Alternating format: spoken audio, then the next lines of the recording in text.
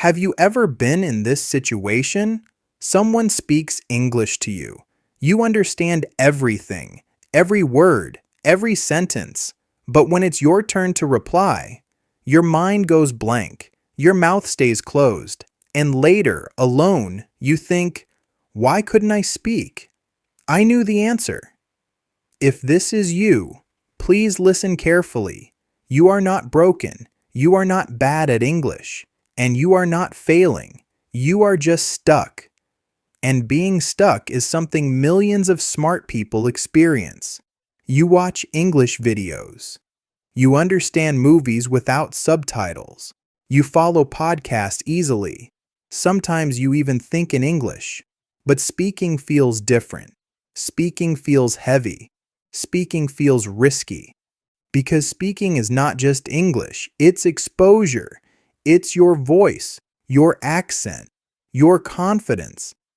So your brain says, wait, be careful, and your mouth stops. This doesn't mean you don't know English. It means your English is inside, but it doesn't feel safe to come out yet. Think of it like this. You can know how to swim. You've watched others do it. You understand the moves. But the first time you enter deep water, your body freezes, not because you forgot how, but because fear took control. Speaking English works the same way. Your brain understands. Your mouth hesitates. And that's okay. You don't need to push harder. You don't need to feel ashamed.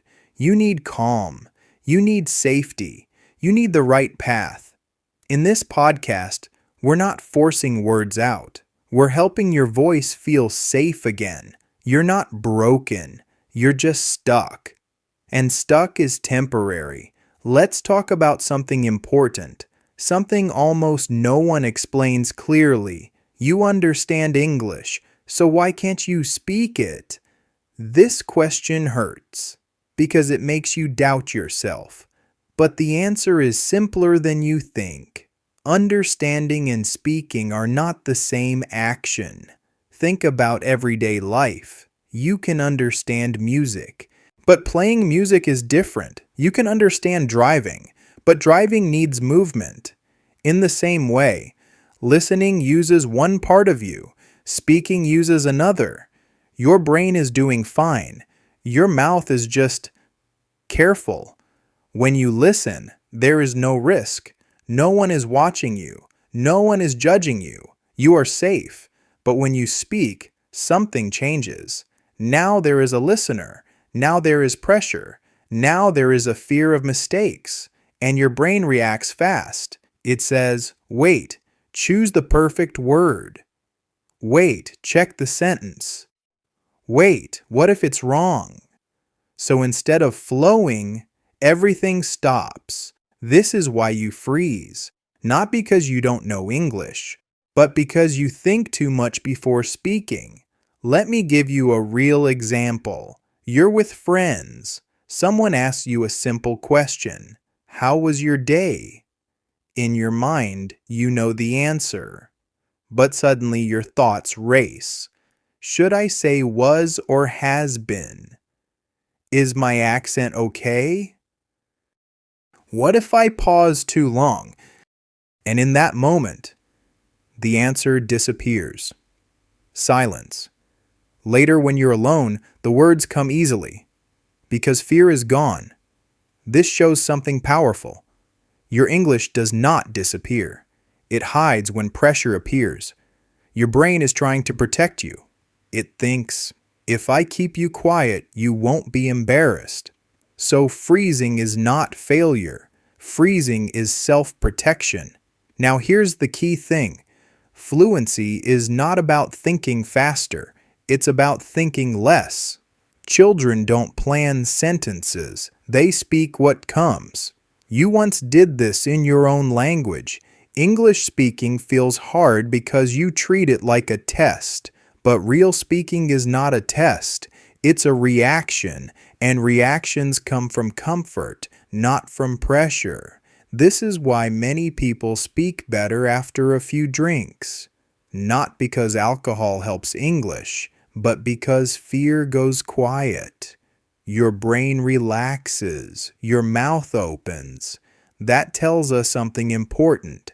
The problem is not English. The problem is fear plus overthinking, and the solution is not force, it's safety. In the next chapter, we'll talk about that silent fear, the one nobody talks about, the fear that keeps your voice locked inside, and once you see it clearly, it starts to lose its power. Let me tell you something honest. Most people think the problem is English. It's not. The real problem is a fear that lives very quietly inside you, a fear you rarely say out loud. It sounds like this. What if I sound stupid? What if they laugh? What if they judge my accent? This fear doesn't shout, it whispers. And whispers are powerful, because when you hear them, you stop yourself. You don't raise your hand. You don't answer the question. You don't start the conversation. You stay quiet. Not because you don't know what to say, but because you don't want to feel small. This fear usually comes from the past. Maybe someone corrected you harshly. Maybe people laughed once. Maybe a teacher embarrassed you. Your brain remembers that moment. And now every time you want to speak, your brain says, "Careful, this could hurt again." So, silence feels safer. Let me tell you something important. Everyone makes mistakes when speaking. Everyone. Even native speakers. They forget words. They pause. They change sentences in the middle. But when you do it, you feel like all eyes are on you. That's the trick of fear. It makes you feel alone. Here's a small truth. Most people are not judging you. They are busy thinking about themselves. And even if someone judges, that moment passes, but the habit of silence stays. And that's the real cost, because every time you stay quiet, your fear grows stronger, and your voice gets used to hiding. But fear has a weakness. It disappears when you feel safe, not confident, not perfect, just safe. That's why you speak better alone. That's why you speak better in your head. That's why you speak better when no one is listening. This tells us something hopeful. Your voice is not gone. It's waiting. Waiting for a moment where it doesn't feel attacked. In the next chapter, we'll talk about overthinking, how thinking too much blocks your natural flow, and how to gently stop it without forcing yourself. Let's be very honest now. You are not silent because you don't know English. You are silent because you think too much. Before you speak, your mind starts running. Is this the right word? Is this sentence correct? What if I say it wrong?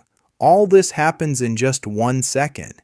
And in that second, your voice stops. Think about walking. If you stop and think about every step, you will fall.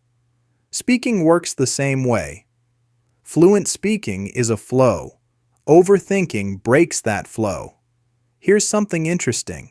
When you listen, you don't stop to analyze. You just understand. But when you speak, you try to be perfect. And perfection is heavy. Let me give you a real-life moment. Someone asks you, "Where are you from?" Simple question. But inside your head, should I say "I am from" or "I come from"? Is my pronunciation okay? Say it slowly, no, faster, and then nothing comes out. Later, alone, you say the sentence perfectly. This shows the truth. Your English didn't fail. Your thinking interrupted it.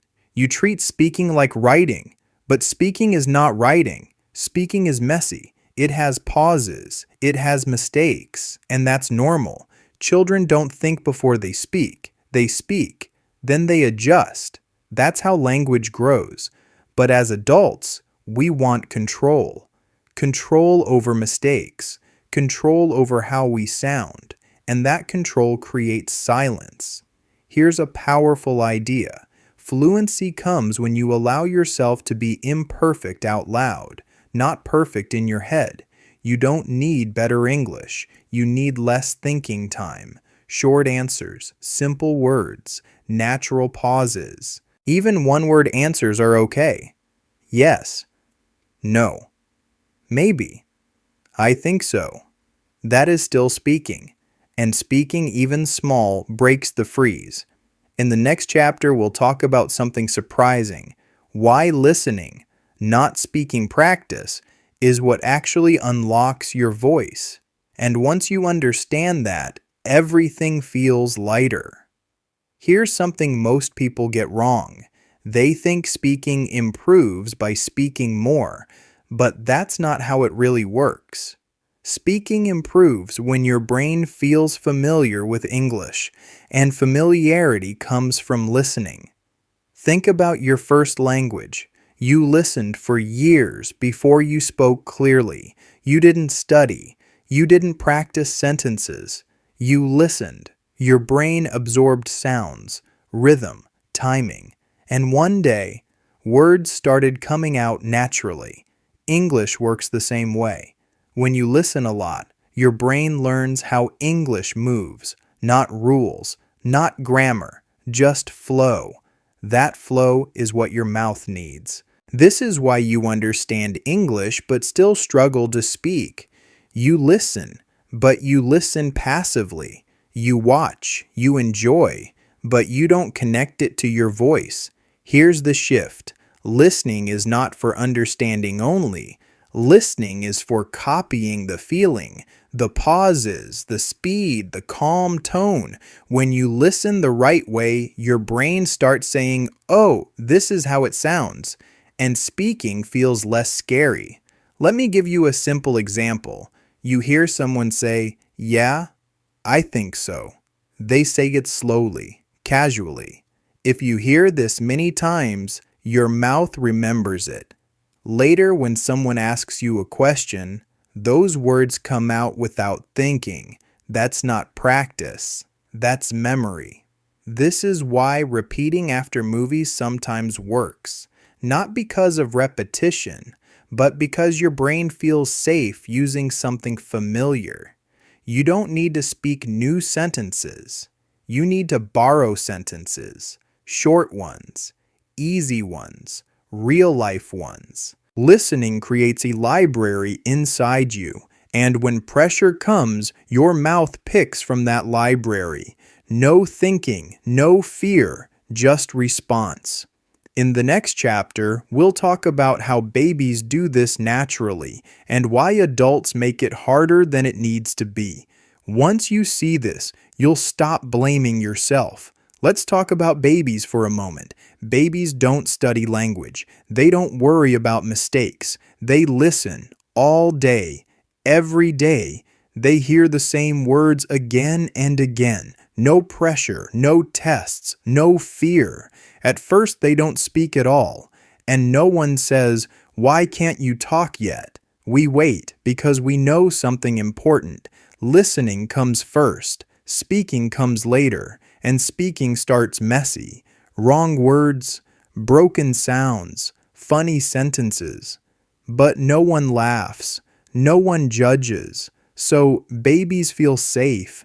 And because they feel safe, they keep trying. Now think about adults. We forget this process. We want to speak correctly from day one.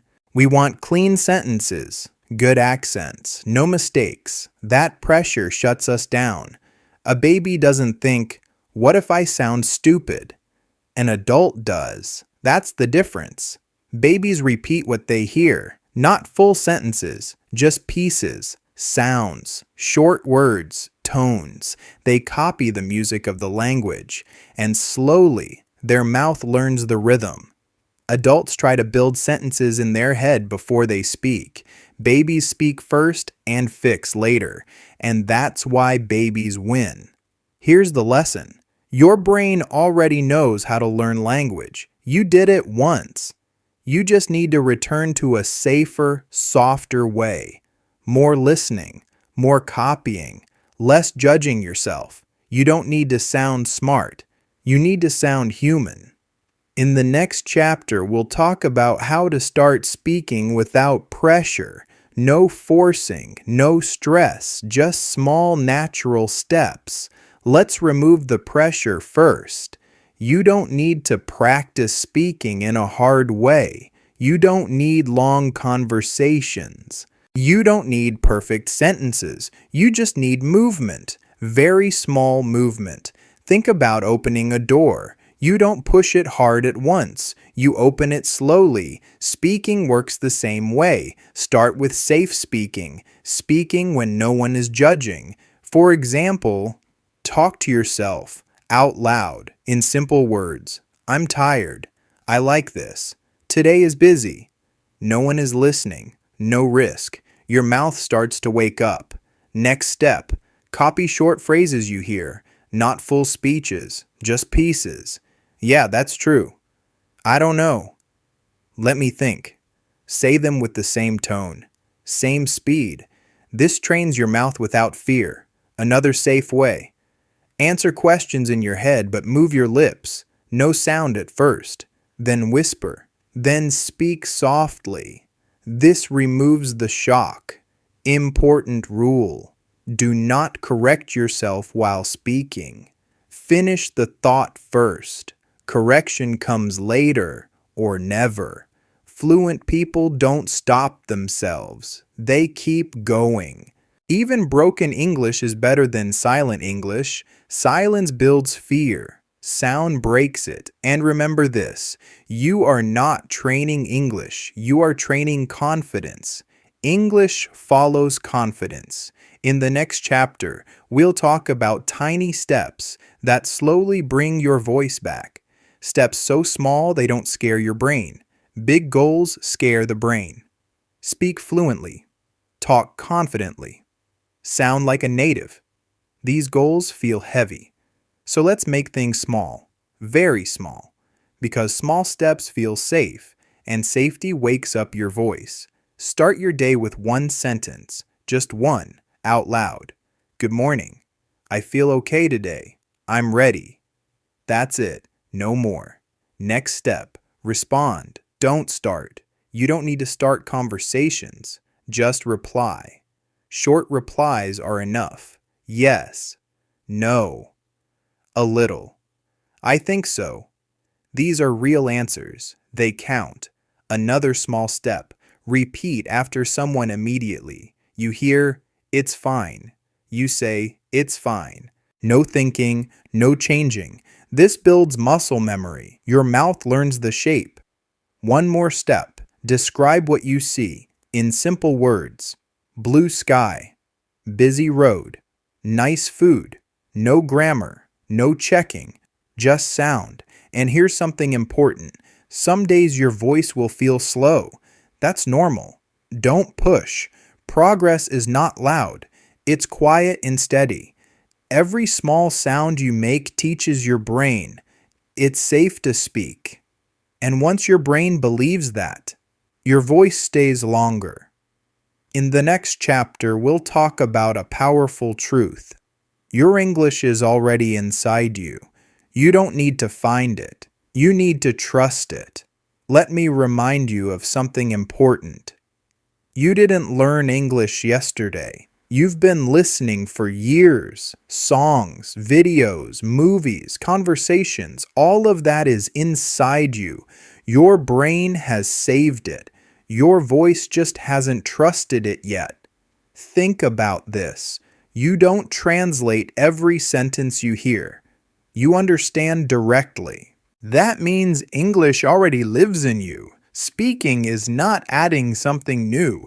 It's allowing something old to come out. Many people think, I'll speak when I'm ready. But readiness doesn't come first. Speaking comes first. Readiness follows. Your English doesn't need to be perfect to be real. Broken sentences still carry meaning.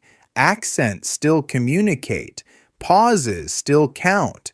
You don't need approval to speak English. You don't need permission. You already earned it by listening. Every time you stay silent, You delay something that's ready. Every time you speak, even a little, you unlock more. Trust is the missing piece, not knowledge. Trust your ear. Trust your instinct. Trust the sounds you've heard 1,000 times. Your voice knows more than your fear allows. In the final chapter, we'll end with a calm promise, a promise you can carry forward. Before you leave this episode, I want to make you a promise. If you keep listening to English gently, regularly, without pressure, your speaking will come, not suddenly, not perfectly, but naturally. You don't need to fight your fear. You don't need to force confidence. Confidence grows when your brain feels safe, and safety comes from familiarity. Every word you hear is training your voice, even when you're silent. So stop being hard on yourself. Stop asking, "Why can't I speak?" Start saying, "I'm learning in my own time." Your journey doesn't look broken, it looks human. One day, you'll answer without thinking. You'll hear yourself speak and feel surprised, and you'll smile because you'll realize your voice was never missing. It was just waiting for you to trust it. Take it slow. Stay kind to yourself. And remember this, you already understand. Speaking is just the next step, and you're closer than you think. Before we end, take a slow breath. You don't need to change everything today. Just remember this moment. You listened. You understood. And that already means something. Speaking will come in your time, in your way. Until then, be gentle with yourself. Your voice is learning, even when you're quiet. Thank you for being here. Thank you for listening. And when you're ready, I'll be right here with you.